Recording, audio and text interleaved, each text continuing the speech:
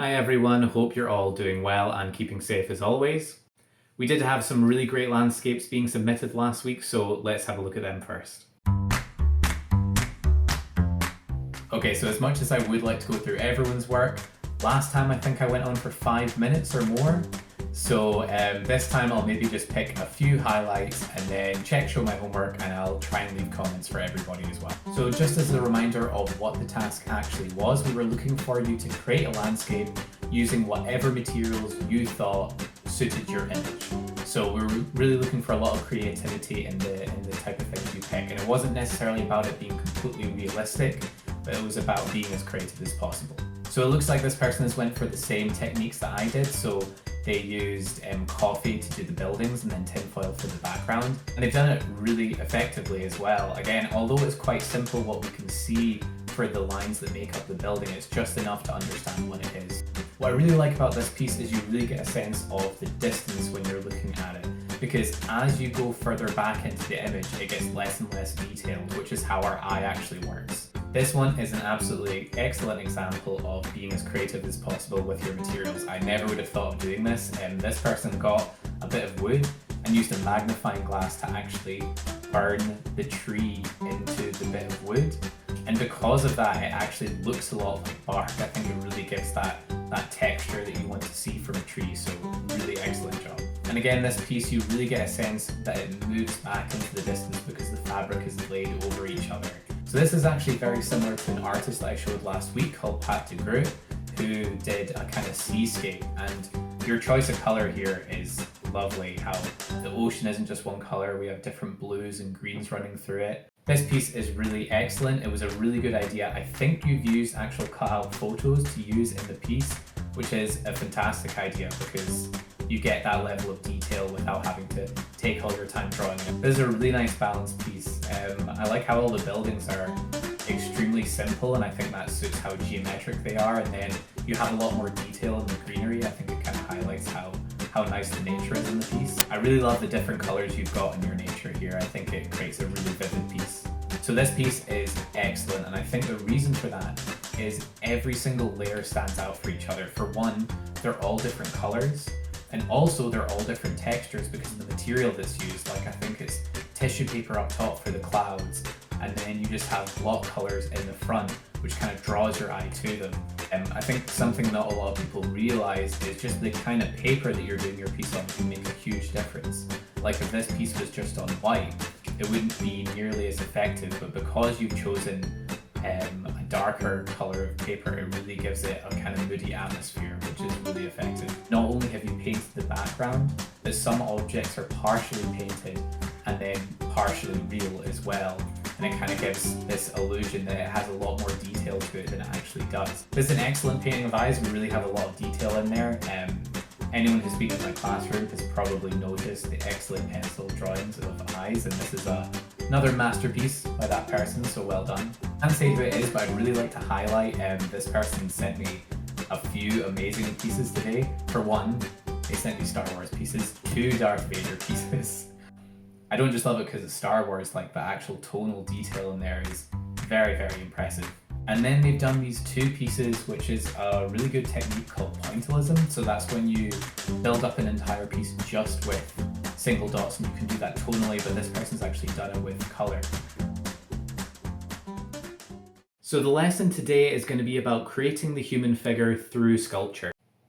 Now, while in the future we might do a lesson on drawing the figure, I thought it might be quite fun to do one in sculpture first. Now, I'm guessing most people won't have created a lot of sculptures before, and it is quite a different experience creating something in 3D than creating it in 2D. So today we are learning to develop our skills observing the figure, and also developing our 3D construction skills. You will be successful if you can twist pieces of foil together to create your figure. Then add extra pieces of foil to make it as accurate as possible.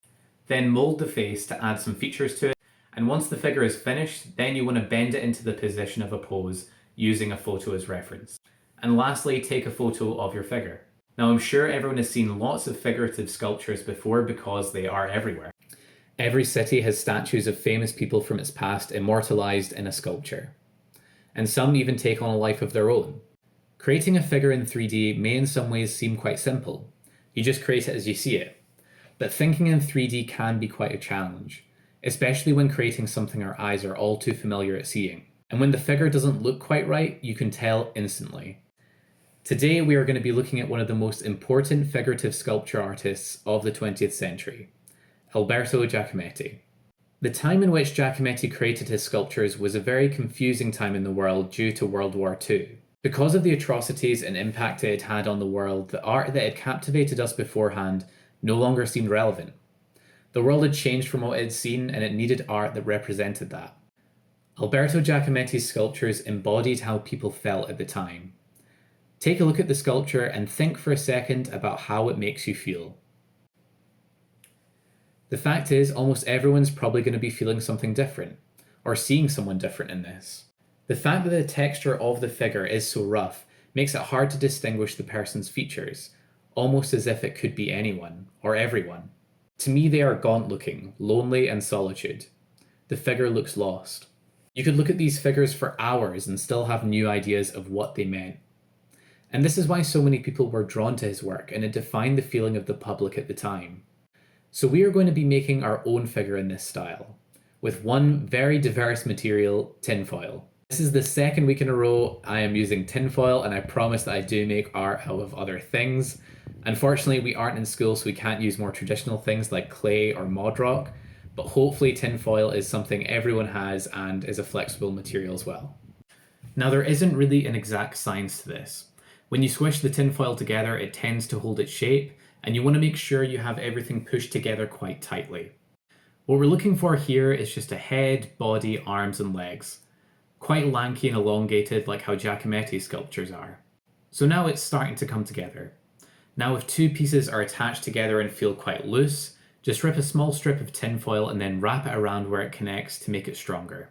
And continue to analyze your sculpture as you make it and build up the correct areas. I've worked into making the shoulders and the chest a little bigger than the rest just so it looks a little more human.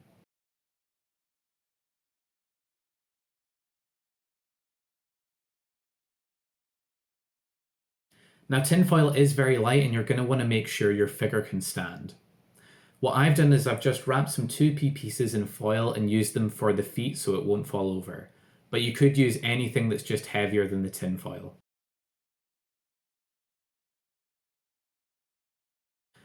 And lastly, we don't really need an accurate face, but I'm just going to use a pen to hollow out the eyes and create a little pinched nose and mouth.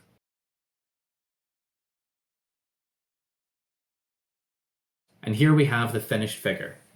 Now when you're creating your pose, it's really important that you take a photo of someone doing the pose or look at an image online. For example, if your figure was walking, you might just think, well, all I need to do is put one foot in front of the other. But that would look quite wooden. If you have a photo, you can see how the arms change when you walk, that the head and shoulders sit slightly forward. So if you want your figure to look the best it can be, take some time to analyze the pose. Then it's up to you how you want to photograph it. Although I do think these figures can look quite dramatic if you shine a bright light on one side of them. Also make sure you're taking the photo on the level of the figure, not really high above it. Or you could be really creative and have your figure interacting in the real world somehow. So just remember everyone to submit that on Show My Homework. This time I'm really excited to see what poses everyone chooses and also how you approach taking the photo, but I'm sure as always you'll surprise me with your creativity. And please as well continue to send any extra work in you do at home. It's been really great seeing that as well. So thanks very much and I'll see you all next week.